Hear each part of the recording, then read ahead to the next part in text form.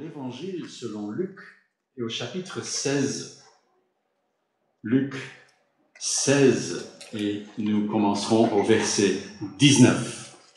Une des histoires que Jésus a racontées. Luc 16, verset 19. Il y avait un homme riche, toujours vêtu d'habits coûteux et raffinés. Sa vie n'était chaque jour que festin et plaisir.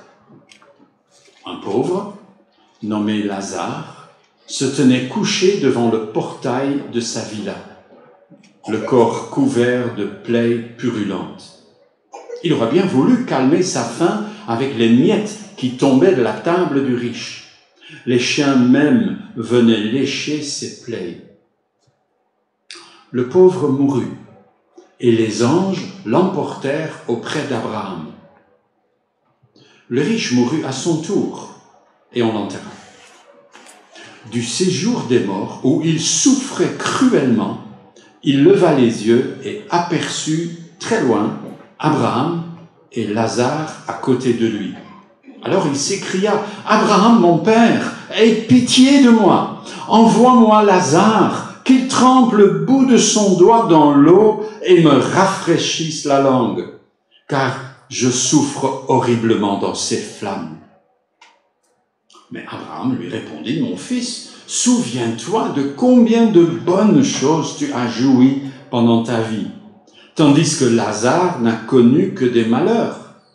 À présent, ici, c'est lui qui est consolé, tandis que toi, tu es dans les tourments. De plus, il y a maintenant une immense abîme entre nous et vous. Et même si on le voulait, on ne pourrait ni le franchir pour aller d'ici vers vous, ni le traverser pour venir de chez vous ici. Et dans ce cas, dit alors le riche, « Je t'en conjure, père, envoie au moins Lazare dans la maison de mon père, car j'ai 5 frères, qui les avertissent pour qu'ils n'aboutissent pas eux aussi dans ce lieu de tourment. Tes frères ont les écrits de Moïse et des prophètes, lui répondit Abraham, qui les écoute. Mais non, père Abraham, reprit l'autre, mais si quelqu'un revient du séjour des morts et va les trouver, là ils changeront. Mais Abraham répliqua, s'ils n'écoutent ni Moïse ni les prophètes, ils ne se laisseront pas davantage convaincre par un mort revenant à la vie. Jusque là. Seigneur, que ta parole puisse nous faire du bien maintenant, mais si tout au long de ce nouveau confinement que nous allons devoir vivre, qu'elle puisse être notre consolation et notre réconfort. Éclaire-nous, Seigneur, par ton Esprit Saint, au nom de Jésus. Amen.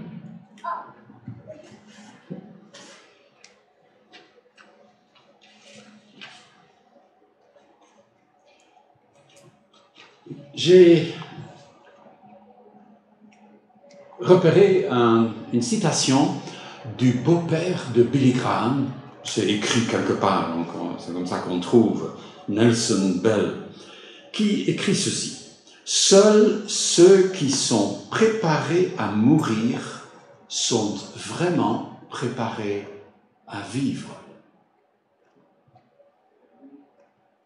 Seuls ceux qui sont préparés à mourir sont vraiment préparés à vivre. Ça mérite réflexion. La mort, la grande faucheuse, qui lance sa faux partout et qui récolte les âmes des hommes, indésirées, et pourtant elle s'invite partout. Il n'y a pas une maison où on peut lui refuser l'entrée. Indésiré, mais on ne sait rien y faire. Bien sûr, pendant une épidémie, on a l'air de mourir beaucoup plus, comme pendant une guerre. Mais cela n'est pas tout à fait juste. On meurt toujours autant, parce que nous sommes, en tant qu'humanité, à 100% mortels, et pas un n'échappera à ce conte macabre. Que tu meurs de maladie ou d'une vieillesse heureuse et rassasiée, la mort sera au bout, quoi qu'on fasse, quoi qu'on veuille. Personne ne sera épargné. Voici donc un texte, un des rares textes, où Jésus raconte une histoire pour parler de la mort. C'est donc un texte qui mérite beaucoup d'attention de la part des hommes, et notamment, bien sûr, des chrétiens. Notons d'abord la surprise. Pas pour Lazare. Pour Lazare, il n'y a pas de surprise. Il meurt d'épuisement, de mauvaise santé, et finalement, c'est une crise de quelque chose qui l'emporte. Parfois, la mort peut sembler une délivrance, je vous l'ai dit. Parfois, on dit « au moins, il ne souffre plus ». Mais ceux qui ont tenu cette belle parole concernant le riche étaient à des milliers de kilomètres de la vérité. La souffrance a seulement commencé. On a mille et une joies à vivre, mais on n'a aucun projet pour mourir. C'est curieux, non? Les joies, on n'est pas du tout sûr de les avoir, mais la mort, c'est sûr. Mais on ne prépare rien. Autrefois, on disait en latin, parce qu'autrefois, on comprenait encore un peu le latin, « memento mori ». Souviens-toi que tu dois mourir. Et ça, c'est pour aider les gens à ne pas vivre totalement n'importe comment. Tu vas devoir mourir. Aujourd'hui, la mort est devenue la surprise désagréable quand la médecine n'a plus de réponse et qu'il faudra bien laisser partir quelqu'un. Elle est refoulée et oubliée. Et pourtant, elle se rappelle à notre bon souvenir, plus souvent qu'on ne le voudrait. Non, la surprise était pour le riche. Rappelez-vous ce que dit le texte. Vêtu d'habits coûteux et raffinés, sa vie était chaque jour que festin et plaisir. Là, la mort est une vraie surprise. Quand tu n'as jamais donné, ne fût-ce qu'une seule pensée, à la réalité de devoir tout abandonner, la mort est une sale surprise. Il était trop occupé pour préparer sa mort. Je n'ai pas dit pour préparer sa succession. Ça, il l'avait bien préparé. Mais vous savez, comme moi, que dans le mot succession, il y a deux autres mots. Il y a le mot succès, et beaucoup de gens pensent qu'une bonne succession prouve le succès. Mais c'est le deuxième mot qui est l'essentiel. C'est le mot cession, abandon. Il faudra un jour tout céder à d'autres. Et ils ne traiteront pas vos biens comme vous pensiez devoir les traiter. Et vous n'êtes plus là pour faire des commentaires. Il n'a pas préparé son voyage. Il n'y a jamais même pensé. Sa destinée définitive et certaine lui a totalement échappé durant sa vie. Tout était prêt, sauf lui. C'est l'histoire du riche et de Lazare. Un sans nom et quelqu'un qui porte un nom. Laissez-moi vous poser la question. Est-ce que vous avez un nom connu au ciel? Portez-vous un nom au ciel? Le riche, on n'a jamais su son nom. Inconnu. Est-ce que vous êtes connu au ciel?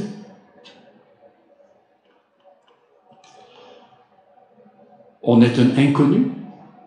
Comme on dit, encore du latin, un quidam.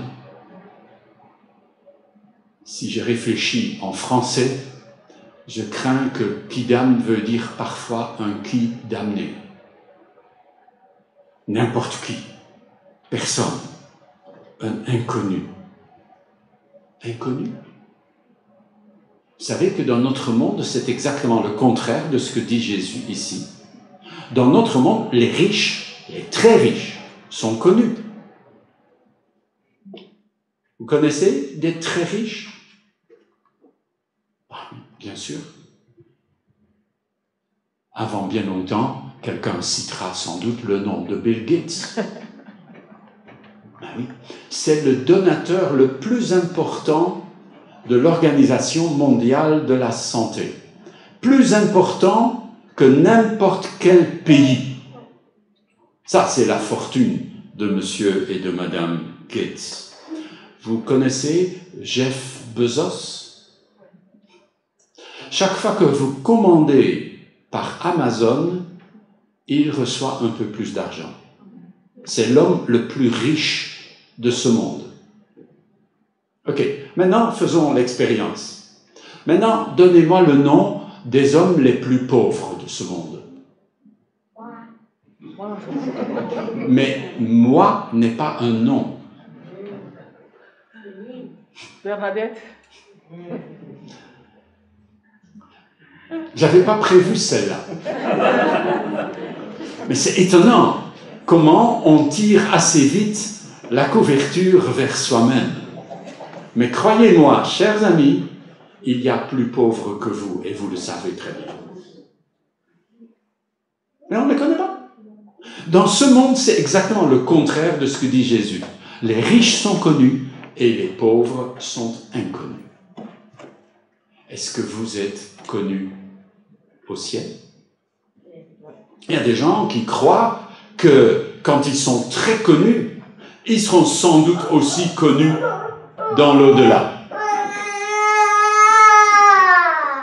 Voilà quelqu'un qui se fait connaître. Mais, vous savez, le monde de l'au-delà est cruel. Ne demandez pas au diable de se souvenir de votre nom quand vous arriverez. Parce qu'il n'en est rien. J'ai dû penser à ce texte dans le livre des Actes. Dans le livre des Actes, au chapitre 19, il y a 7 fils d'un rabbin juif, du nom de Sceva, qui essayaient de chasser un démon chez quelqu'un. Et voici ce que rappelle Luc dans les Actes. L'esprit mauvais leur répondit, Jésus, ah, je le connais. Paul, je sais qui c'est. Mais vous, qui êtes-vous? Vous imaginez la surprise d'un Bill Gates quand il arrivera là, à moins qu'il ne se repente. Et qu'il doit s'entendre dire, ah, et toi, t'es qui? Dur, hein? Est-ce que vous êtes connu au ciel? C'est le seul endroit où votre nom doit vraiment être connu. Seuls ceux qui sont préparés à mourir sont préparés à vivre.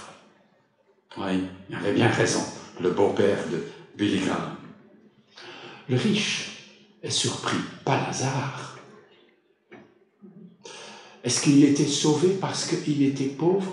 On entend ce genre de ânerie de temps à autre. Ah, cette histoire veut dire que les riches sont perdus et les pauvres sont sauvés. Soyez pauvres et vous êtes sauvés. Allez donc faire... Bon, pendant ces moments-ci, c'est peut-être pas le moment de faire ça, mais imaginez de faire un sondage parmi les SDF.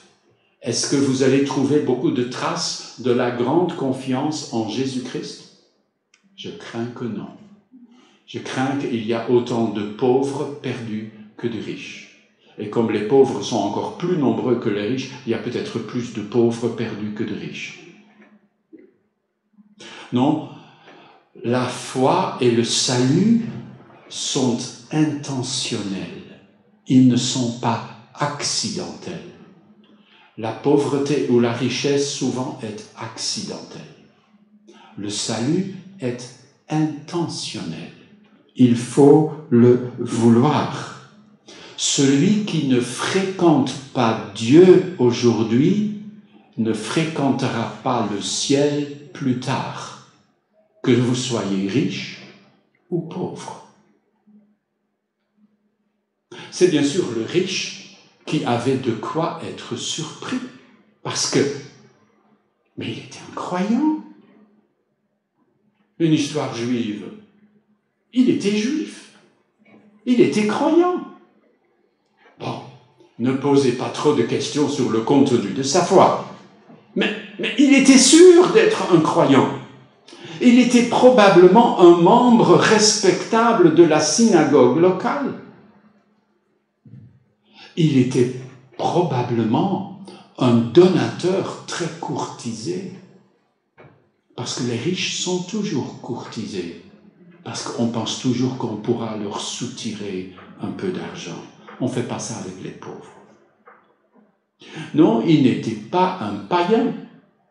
Tout était en ordre. Il n'avait rien besoin de préparer. Parce que de toute façon, il n'avait fait de mal à personne. Même pas à une mouche. Pourtant, il a un cœur froid comme une pierre en plein hiver. Il n'a aucune conscience des valeurs divines.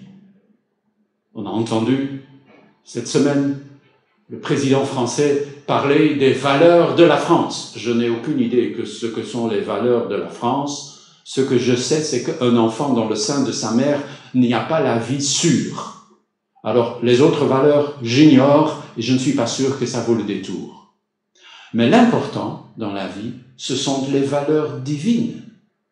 Si vous niez et si vous vivez en niant les valeurs divines, il ne reste aucune certitude quant à l'éternité. Oui, il est surpris. Bien sûr, l'histoire passe que peu de temps sur la vie antérieure. L'accent porte sur le réveil. Et il n'y a que deux destins, selon Jésus. Si vous voulez croire ailleurs, vous pouvez peut-être vous imaginer beaucoup d'autres destins, mais selon Jésus, il n'y a que deux destins. L'un se réveille auprès de Dieu, l'autre se réveille dans les flammes. C'est ce que dit Jésus, c'est pas moi qui dis ça. L'un se réveille dans le sein d'Abraham, et Abraham est auprès de Dieu. Jésus le dit ailleurs. L'autre se réveille dans le séjour des morts, qui n'est que l'antichambre de l'enfer. Cela vous fait peur? Il ne faut pas avoir peur. Jésus n'a-t-il pas dit « N'aie pas peur. Je suis le premier et le dernier, le vivant. J'étais mort et voici, je suis vivant au siècle des siècles. Je détiens les clés de la mort et du séjour des morts. » Avons lu tout à l'heure en Hébreux 2. Il a arraché tout le pouvoir de la mort des mains, des griffes du diable. C'est lui le maître. Si tu vas auprès de lui, tu trouveras le repos. Si tu n'as pas de place pour lui, tu trouveras la souffrance. Lazare a trouvé le repos. L'au-delà est un lieu de repos pour ceux qui ont suivi et servi Jésus-Christ. Nous ne nous reposerons pas ici-bas, nous nous reposerons là-haut, repos ailleurs. C'est comme ça dans le livre de l'Apocalypse. J'entendis une voix venant du ciel me dire « Écris heureux dès à présent ceux qui meurent dans le Seigneur. Oui, dit l'Esprit, car ils se reposent de toute la peine qu'ils ont prise et ils seront récompensés pour leurs œuvres.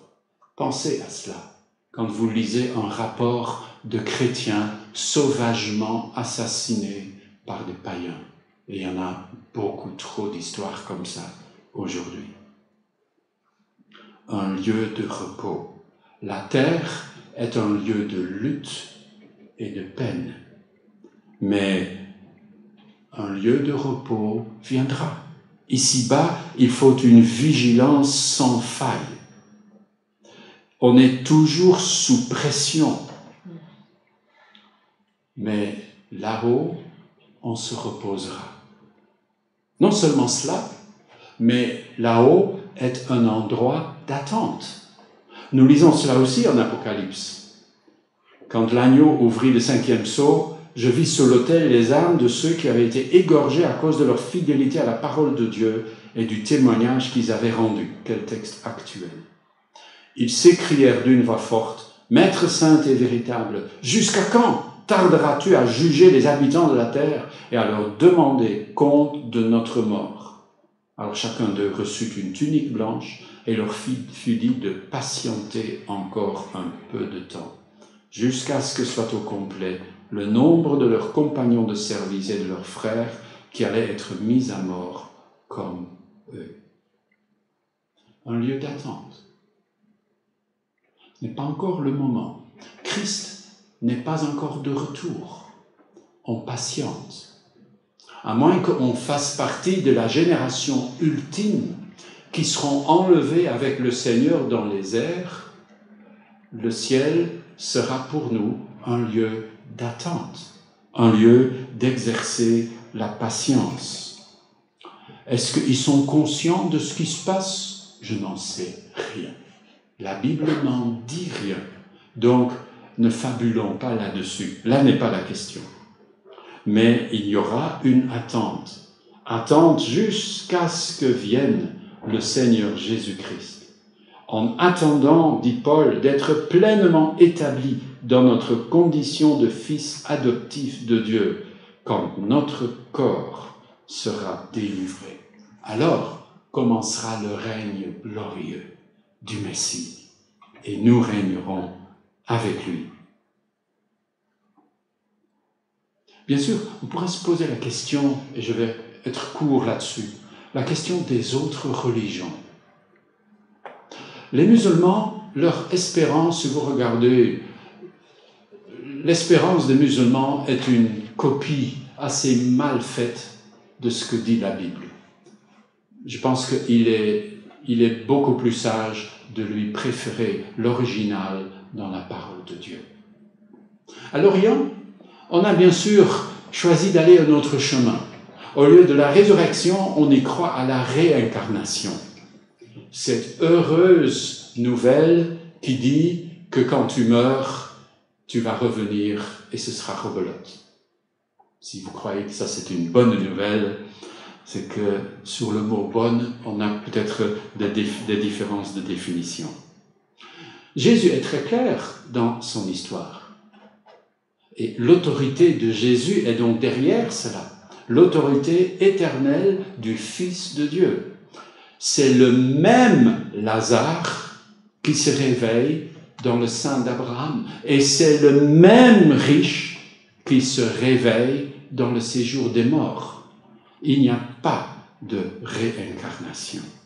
Vous êtes vous, et vous êtes éternellement le même. Le riche se réveille dans le séjour des morts. Est-ce que c'est juste? Devant le malheur des uns et des autres, on entend parfois cette remarque spontanée. C'est pas juste. Est-ce injuste que le riche souffre? Abraham lui explique. Tu as eu l'abondance, tu as profité de la vie, et sous-entendu, tu n'as rien fait pour t'inquiéter de l'après. Alors, maintenant, tu récoltes ce que tu as semé. Et Lazare récolte le bonheur. Parce que Parce qu'il était pauvre, je l'ai déjà dit. Le salut dans toute la Bible, de Genèse jusqu'à Apocalypse, s'obtient toujours d'une seule façon, par la foi. Donc si Jésus dit que Lazare se réveille dans le sein d'Abraham, c'est qu'il a cru. Cru autrement que le riche. Lui a eu une vie sans Dieu. Eh bien, on ne peut pas tout avoir, non? On ne peut pas avoir ici-bas une vie sans Dieu et dans l'au-delà une vie avec Dieu. Ça, c'est tout simplement pas disponible. C'est une option barrée. Si tu veux vivre éternellement avec Dieu, ça commence ici-bas. Si tu n'es pas prêt à le commencer ici-bas, tu ne l'auras jamais là-haut. Il y a une justice éternelle dans l'univers. Ceux qui vont dans le lieu du riche ont voulu y aller. Ils n'ont rien fait pour y échapper, pour fuir ce lieu. Ils ont été prêts à y aller les yeux fermés. Bien sûr, ce que souffre le riche, en fait, on n'en sait pas grand-chose. Loin de nous l'imagerie du Moyen-Âge, un Jérôme Bosch qui peint au XIVe siècle, je pense, ces images fantastiques, parce que c'est vraiment du monde du fantastique, des démons qui touillent dans des casseroles pleines de gens. Tout ça, ce n'est que de l'imagination. Ce qui est réel, c'est qu'il souffre. Ce qui est réel, que sa souffrance ressemble à la souffrance des flammes. Vous êtes déjà brûlé? Dans ce cas-là, vous savez de quoi je parle. Vous ne vous êtes jamais encore brûlé en rentrant, allumez le gaz et mettez votre doigt. Vous le saurez.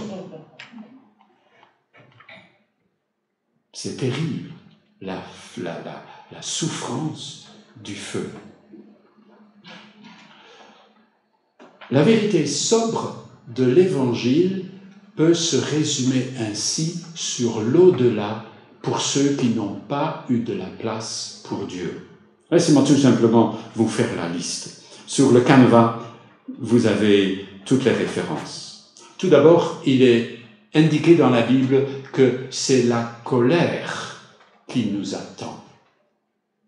C'est l'attente de la colère terrible du Dieu Tout-Puissant. Deuxièmement, c'est un lieu de perdition. Jean 3,16, non? Pour que celui qui croit en lui ne périsse pas. Périr, être perdu, la perdition. Être perdu et savoir que vous n'allez plus jamais retrouver le chemin. C'est définitivement perdu. Une ruine éternelle, dit Paul aux Thessaloniciens. C'est ce qui attend ceux qui n'avaient pas de place pour Dieu. Une ruine éternelle. Imaginez que vous allez rentrer tout à l'heure et il y a eu un tremblement de terre et votre maison est devenue une ruine. Vous pensez ça en une valeur exponentielle, éternelle, c'est ce que dit l'Écriture. Une ruine éternelle. La corruption, dit Paul aux Galates, c'est un lieu de corruption.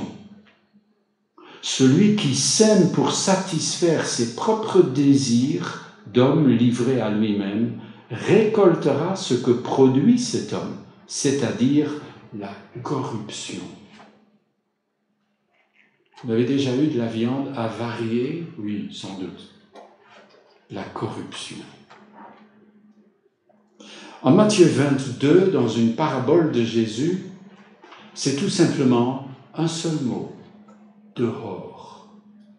Vous savez, quand vous êtes mal à l'aise dans un lieu, être dehors est une délivrance.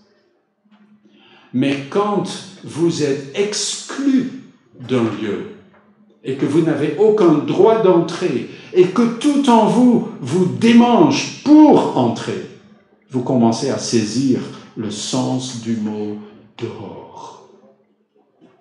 Encore ailleurs, en Apocalypse, il est question de l'étang de feu.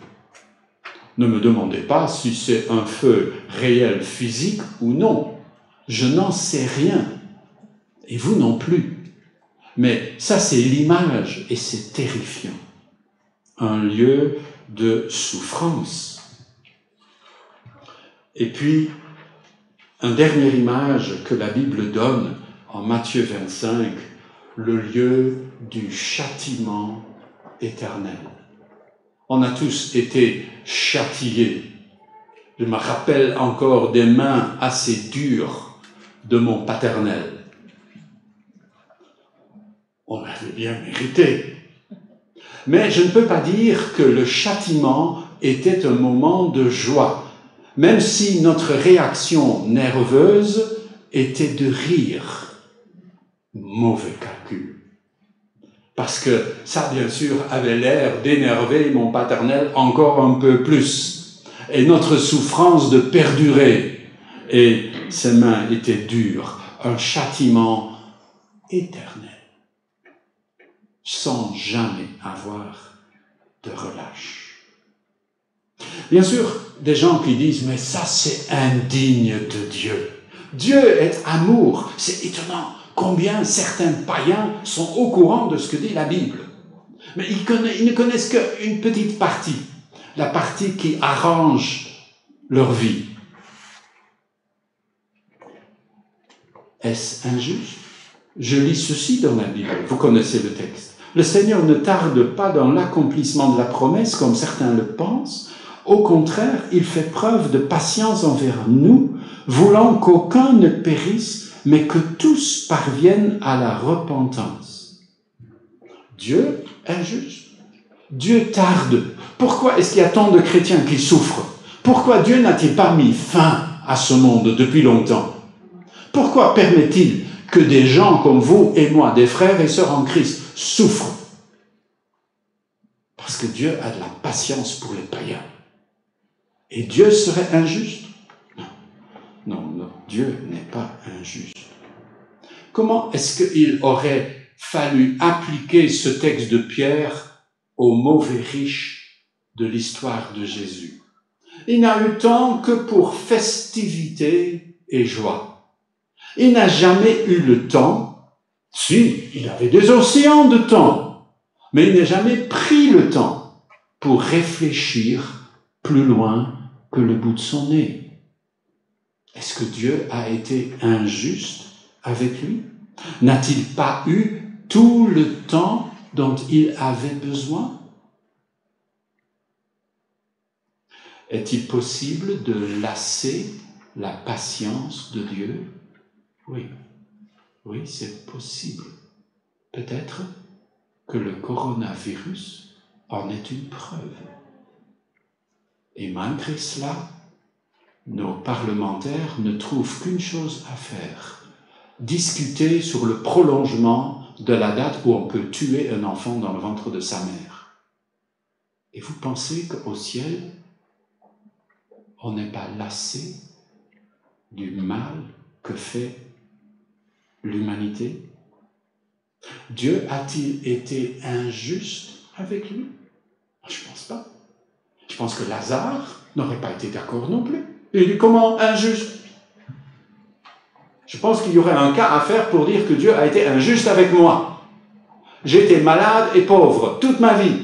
Mais lui, il a eu abondance. Dieu injuste avec lui?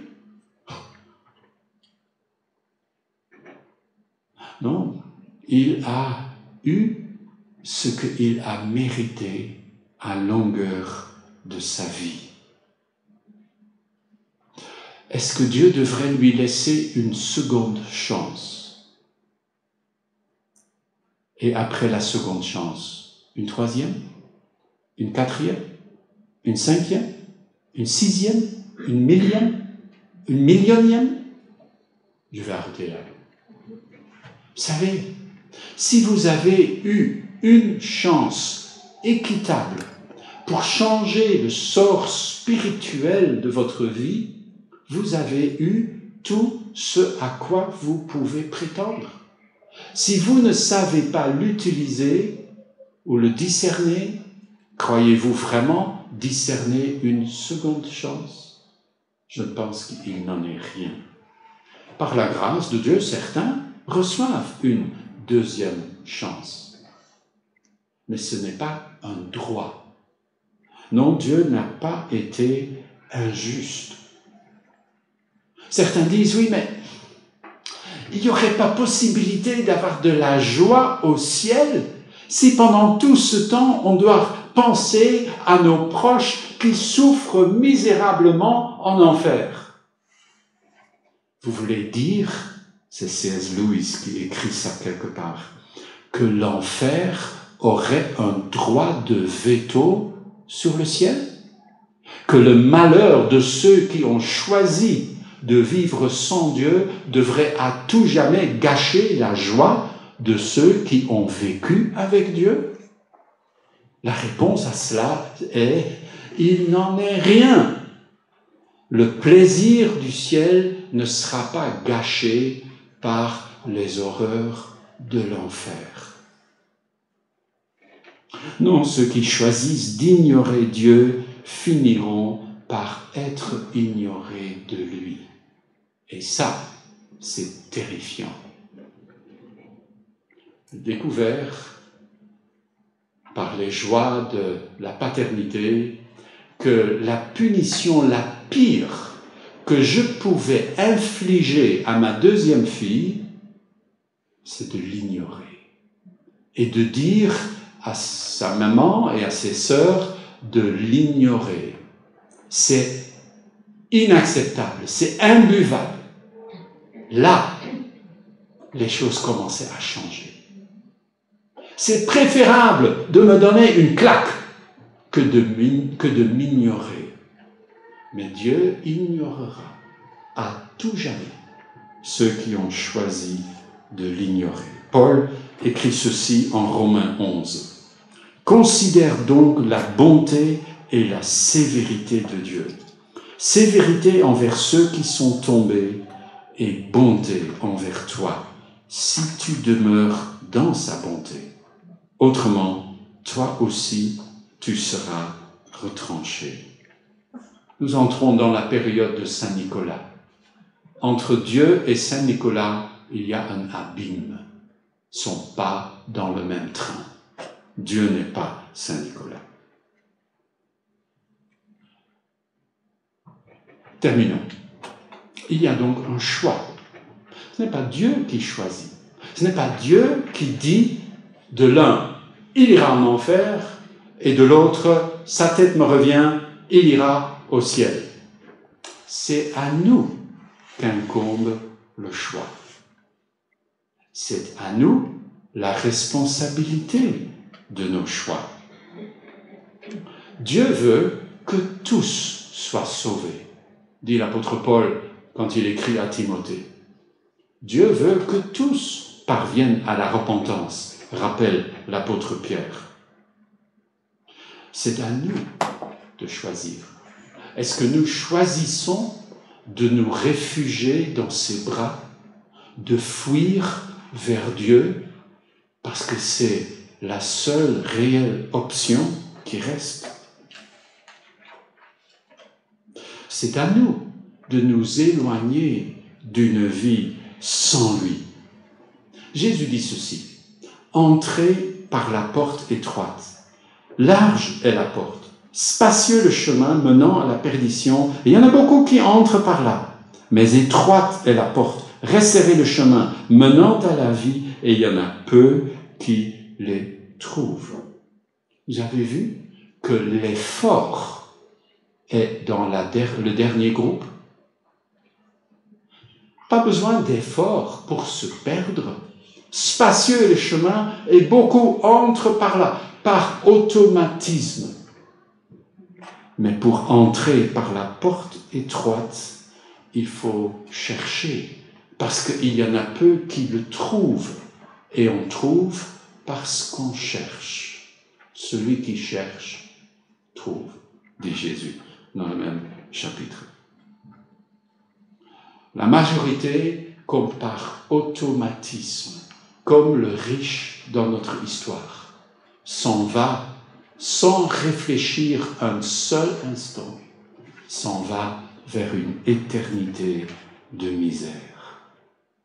Si tu veux y échapper, il faut chercher et trouver.